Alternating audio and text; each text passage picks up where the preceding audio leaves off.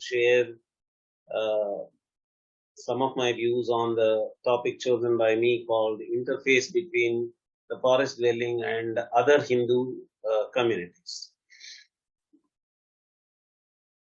Actually, this topic is in the very titling. I wanted to show that forest dwelling communities are also Hindu communities and the other communities are also Hindu communities.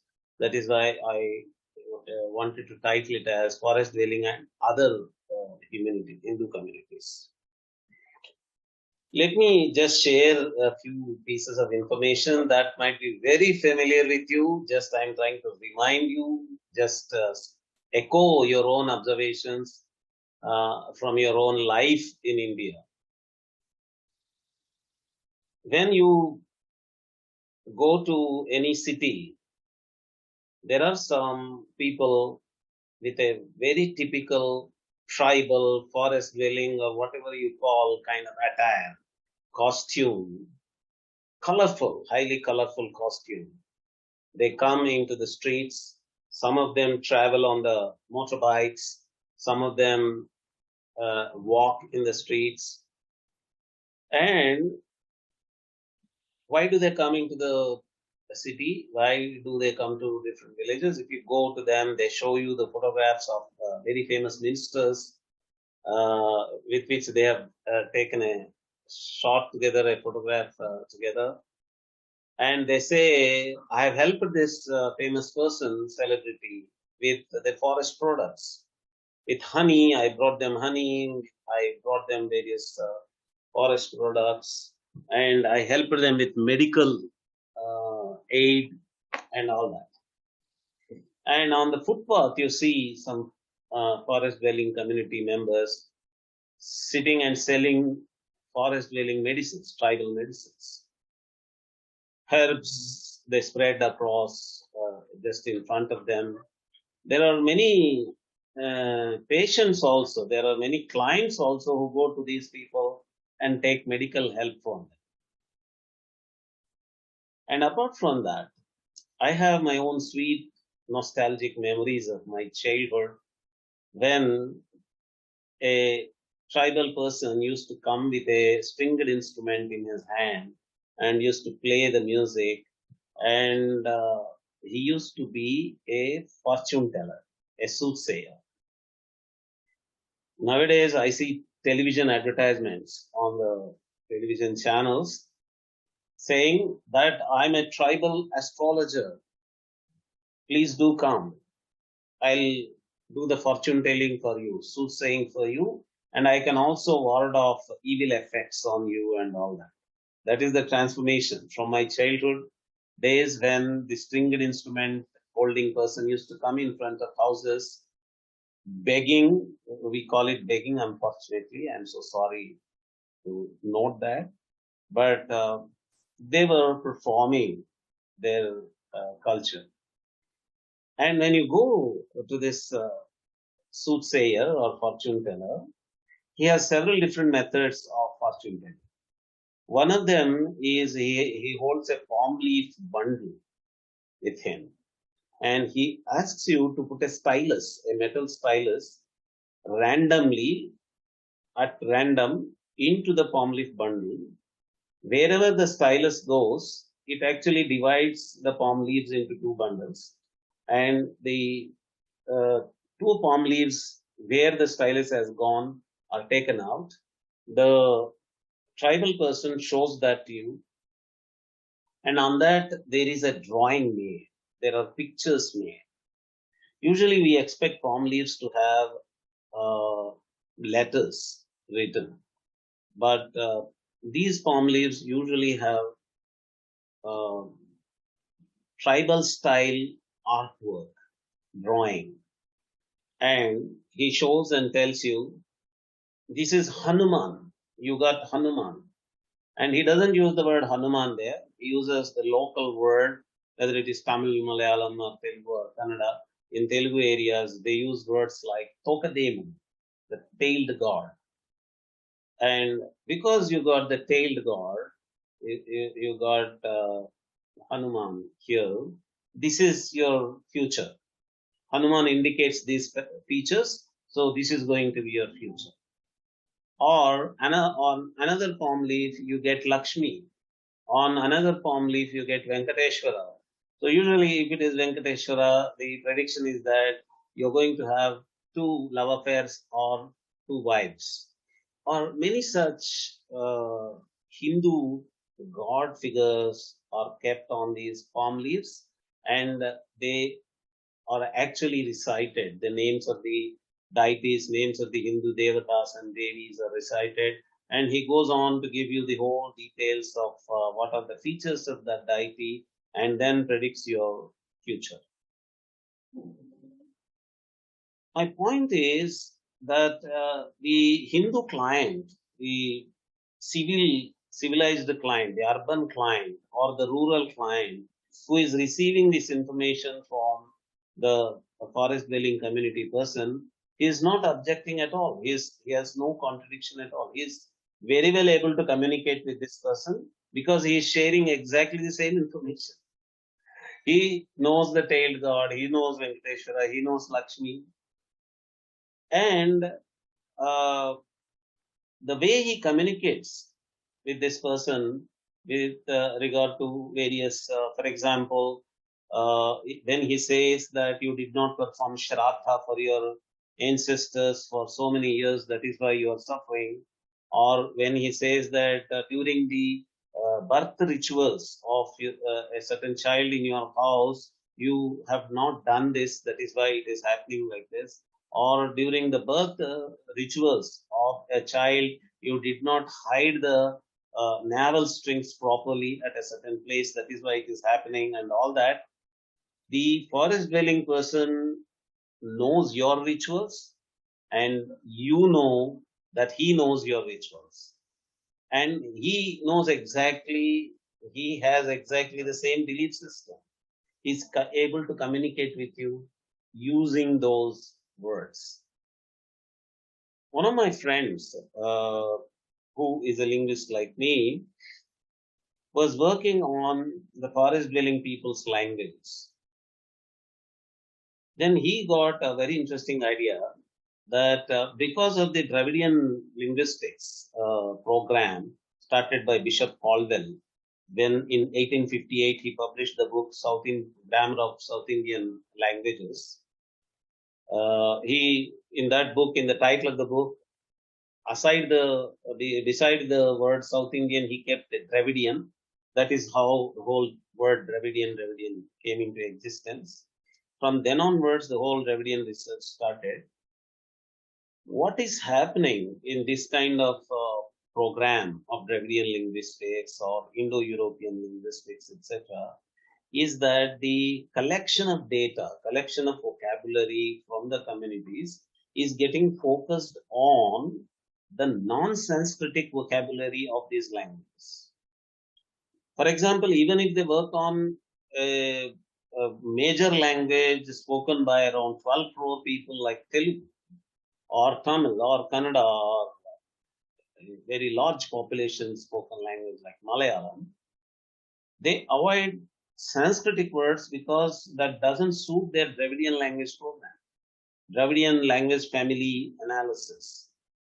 So what happens is the researcher, when he collects the material from a community like Kui people in the Araku Valley, in the Visakhapatnam area, Vizag area, or Kuvi, or Ponda, or Naiki, or Kolami, or Tarji, or Gondi, the researcher always collects the native words, Deshi words, non-Sanskrit words. But are there Sanskrit words in that language? There are. Deliberately he avoids them because it is not useful for his Dravidian family analysis. So this friend of mine thought, but this has left a very important scope for him to collect Sanskritic vocabulary, Sanskrit words among the South Indian tribal languages. He worked on that area. So when you collect them, what are you getting? You are getting the common shared Hindu vocabulary of Hindu culture, which is using Sanskrit words. At a certain time, the soothsaying, the fortune telling that I was mentioning, I wanted to, I did not seriously want to learn, but to be able to study the language from a linguistics point of view, I wanted to collect a certain corpus of data. I went to Koya soothsayer, fortune teller, and told him that I want to learn his method of articulating the astrology, articulating the fortune telling. Then he said, you must learn the pattern that I use while fortune telling. The first words he started were Jimmanandam, Pyanandam, Saukyanandam, Kurve. What are these words in the pattern, the fortune telling pattern? All are Sanskrit words. And they are having the word Anandam in Jihvanandam, Jimmanandam, he is calling. That is the food comfort. Pyananandam, which is health, pleasure, and Saukyanandam, household facilities that you have. Let all these things, may all these things be with you, is the blessing with which he starts. But the words he is using are all Jihva Anandam, Saukhya Anandam, Prana Anandam. And then he is going into his the remaining part of the pattern. What does the remaining part of the pattern have? He prays to all the devatas. The devatas that he mentioned are all the common devatas of the Hindu pantheon. Whichever tribal comes to do this in fortune telling sessions, he mentions the devatas of the local area. For example, if he is a Tamil one, he mentions the local devatas of the Tamil speaking area or Malayalam speaking area or Kannada speaking area. Exactly the same way. And there are women fortune telling forest dwelling people also. If you go to any famous performing narrative or narrative performance, say for example of Lord Venkateshwara, the Venkateshwara Swami Sthalapurana, in that you get an instance where there is the role of a woman fortune telling person. Usually the Telugu word used is Erikalasani. This Erikalasani, what she does in the form of fortune telling is called Sode. They use the word Sode. Sode Cheptundi. She is telling the Sode, that is the fortune telling part. And he, she, in her pattern of fortune telling session, she again starts with the names of the goddesses. Kanchi Kamakshi Baluku, Madhura Meenakshi Baluku, Kashi Vishalakshi Baluku. She starts with this pattern. What she is saying is, from my tone, from my throat, oh goddess, you speak. I'm not going to speak. You have to speak through my voice. And the goddesses she is mentioning are not, our imagination about this forest dwelling community is that they are just limited to their hamlet. They do not know anything beyond their local area. But she is going up to Kashi.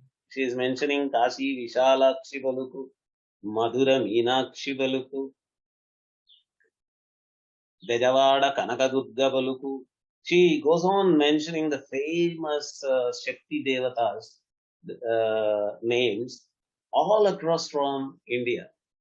The entire Indic subcontinent mentions their names in her pattern of beginning her fortune telling session and says that they are speaking through her. And just similar to the male fortune teller, she also mentions all the sanskaras, all the birth rituals, all the death rituals. She talks about exactly the same way what would have happened after the death, whatever imagination usual Hindu has about the life after death of the person. She also talks about it. She says while talking about a deceased person in the family, a person who passed away in the family, she says he might have taken this birth now. He he has taken this birth in certain family. He is in Swarga. He is in Naraka. He is taking this route in the other worlds. Everything exactly as per the Hindu system. And she believes in it and she goes into that and she gets the spirit possession of that person and speaks. Whether that person is actually occupying her or not is a different story. But the way she is speaking, the voice of that person, voice of the passed away person, voice of the spirit, she is exactly speaking from the Hindu belief system of life after death. And the client is getting very well connected to this soothsayer only because they too have the same shared belief system. She's talking exactly from the same point of view. She's talking about the different details of marriage rituals or puberty rituals or birth time rituals of burying the navel strings, everything exactly the same. That is the reason why the forest dwelling community, women fortune tellers, or forest dwelling community, or tribal male fortune tellers, male medical practitioners, they are able to gel so closely with the city dwelling, village dwelling, and other Hindu community people because they exactly share the same kind of culture. It so happened that in the Andhra Orissa borders, some of these communities have actually got a later recognition as Brahmins, and they continued with that recognition of Brahmins till a very late time when the entire reservation uh, situation came up, and the community started realizing that their older tribal identity would give them a scheduled tribe reservation facility from the government. Then they started declaiming their Brahmin identity and they started going back to their tribal identity. It happened just because the identity of these fortune tellers or the soothsayers in a city environment, in a Hindu city environment, in a Hindu village environment is very similar to that of a Brahmin astrology practitioner, Brahmin Ayurvedic practitioner. So it is very easy for a forest dwelling person to get that kind of an identity among the Hindu city dwellers or Hindu village dweller in India. And another very interesting interaction between the forest dwelling and other Hindu communities is with with regard to the shrines. It was already mentioned from the morning. We repeatedly mentioned about the Chenchu tribe of Sri Shailam and Ahobilam areas. In both these shrines, you have a very intense interaction of the Chenchu tribe with the deity. In Ahobilam, you have the Devata as a Narasimha, which is a Vaishnava from a very Shastric vocabulary if you want to use. They are Vaishnavites. Uh, at Sri Shailam, actually there is a combination of Panditarajya Veerashaiva tradition and also the Sri Vidya tradition. In the Brahmaramba temple, you have a Sri Vidya practicing priest, and at the Shiva temple, the main Shivalinga shrine, you have the Veerashaiva Panditarajya priest. And you have an intense Veerashaiva culture. for the entire Veerashaiva community all over the country, Sri Shailam is a very important shrine, central shrine. They want to visit Sri Shailam at one point or the other. But the place itself is the place of the Chenchu tribes. And the narrative of that place, the Sthala Purana of that place, is full of the Chenchu narratives on.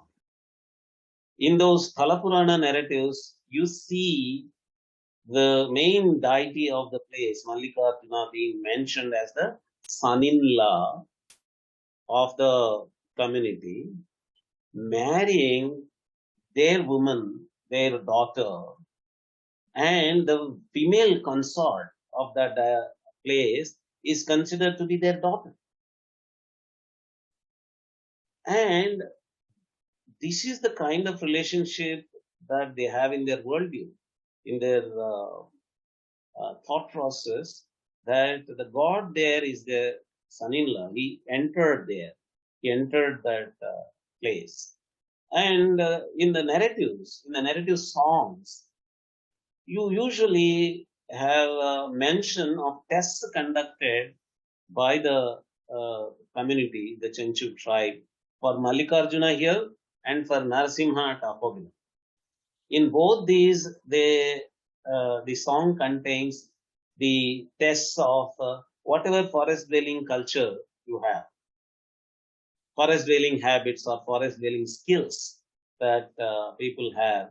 And those tests are conducted. Chettu lekkagalava, putta lekkagalava, tene pattagalava, all these culture of climbing the trees, collecting fruits, collecting seeds, collecting honey, all these are tested with the deity.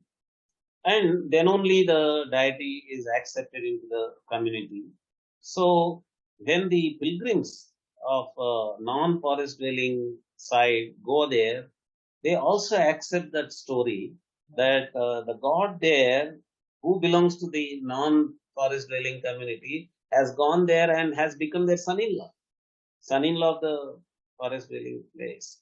And the female consort of this deity actually is the daughter of that community. She comes from there. Same thing with Ahobilam. In Ahobilam, the goddess, the female consort, is called Chenchu Lakshmi. She is not the general Lakshmi. She is the Chenchu Lakshmi at Ahobilam. And the whole narrative of Chenchu Lakshmi becoming the wife of Ahobila Narasimha, and Narasimha actually after killing Hiranyakashipu, roaming inside the forest and then getting attracted to Chenchu Lakshmi. The whole narrative is so popular among the Telugu speaking people, and there is Chenchu Bhagavatam and that narrative, and this has become the epic folk performing narrative story, Chenchu Lakshmi story or Chenchu Narasimha story. For example, the Tanner community, which is considered to be one of the government in government vocabulary, SC community, scheduled caste community, has actually 6 performing art communities being patronized by it. One of them is Chindu community, and this Chindu community, when it performs Chindu Bhagavatam performance, the main narrative, one of the main narratives is Chenchu Lakshmi story. This is part of Telangana narratives, but Chenchu Lakshmi is part of Ahobilam. So it shows that this whole Chenchu Lakshmi narrative is part of the entire Telugu speaking area, though comes from one of the Rayalaseema areas, the southern parts of Ahobilam, and all people accept their own Narasimha to be the son-in-law of the Chenchu community, and the Chenchu community celebrates the Narasimha becoming their son-in-law, and the relationship between Hindu and non-Hindu, forest dwelling and non-forest dwelling Hindu community is established into this epic narrative song. And what are the cultural features of the non-forest dwelling Hindu community and the forest dwelling Hindu community are very well articulated inside this folk performing narrative songs of these people. We can go on and on like this with a very rich amount of cultural practices that got embedded into Hindu life in the form of forest dwelling and non-forest dwelling communities. Actually, I could go into the archaeological evidences and show that this was there right in the during the megalithic times. Also, one of my friends in the archaeology department, Ramchandra Murthy garu, he dug, he did his archaeological burial excavation research in the megalithic sites near Hyderabad, and showed that this culture of the forest dwelling and the non-forest dwelling communities living together was there at the time of megalithic times itself, from his megalithic archaeological research of burials.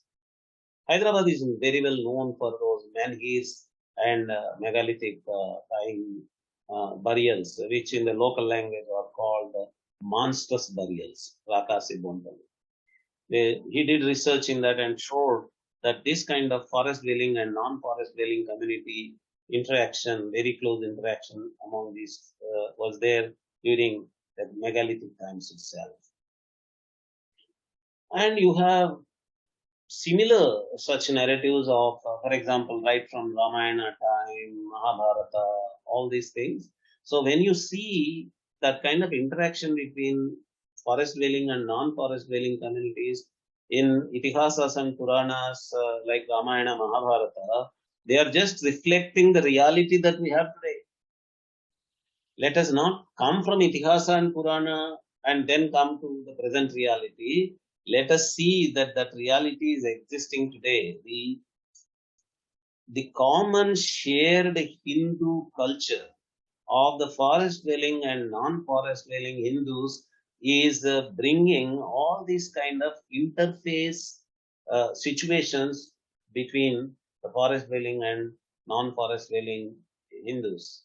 But does it mean that the forest dwelling community completely got Vedicized in its culture and the Vedic people got completely tribalized? No, they are maintaining their individual identities, but the shared culture is leading to a very harmonized interface between these communities, and we can go on showing more such interface situations between the Hindu and forest dwelling and non-forest dwelling Hindu communities. But because we already have approached 1:59, it is 1 minute to 2 o'clock, I think we should end our discussion at some point. There are some questions. Good afternoon, Dr. Samanaspati Reddy garu. Currently, is there any published material in any language which describes the dances and explain the worship rituals of one community of Adilabad, such as Sanapata and the extended regions which a general reader could obtain? Is there a publication? Well, we have the work of Heimendorf, but the books are not available. They're available in PDF form at archive.org and things like that. Yeah. And the Department of Tribal Culture, Telangana, has published 1 or 2 books. But yes, the mythologies have not been fully published. Good editions of various mythologies are yet to come. Good works on various cultural and art forms and ritual forms, analytical ones, are still to come. But yes, to go and read the works of Heimendorf and the works of Michael York, which in English, if you want the works of Michael York, yeah, there are only some PDF files are available with me. I can share them with anyone. Okay, Mahesh, if you want them in Telugu, yes, there you should go to the Department of Tribal Affairs. Yes. Yeah, so we have there are many appreciative statements So, materials related to tribal Hindus, looking also for some study materials. There was a very good suggestion to ask the speakers from the next symposium onwards to share their references so that we can upload those references to our website. From the next symposium onwards, we will ask the speakers to share their references so that we can upload them. When we upload the videos, we can also upload the references along with them Yes. or on our website so that the audience can go back and visit those details, those documents, and get more knowledge. In Bhopal, we are enriched with Manav Sangrahalaya is one thing. Ethnography, a typical ethnographic survey is a day or week in the life of a shopper person.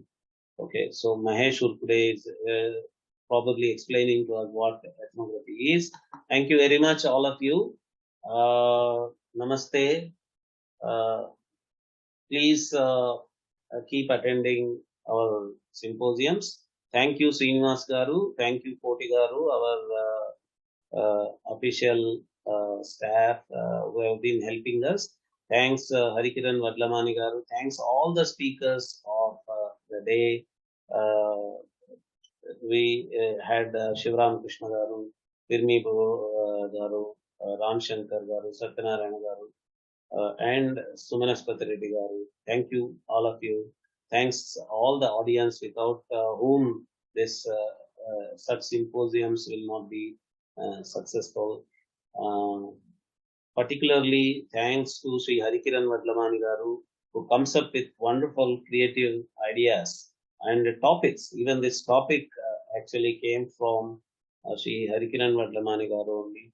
And it is he who insisted on the title Vanavasi traditions, Hindu Vanavasi traditions for this conference. And it was very successful because of that focus that he gave to us. Thank you very much. Thanks all the INDICA Academy organizers who have been working behind this symposium. Namaste.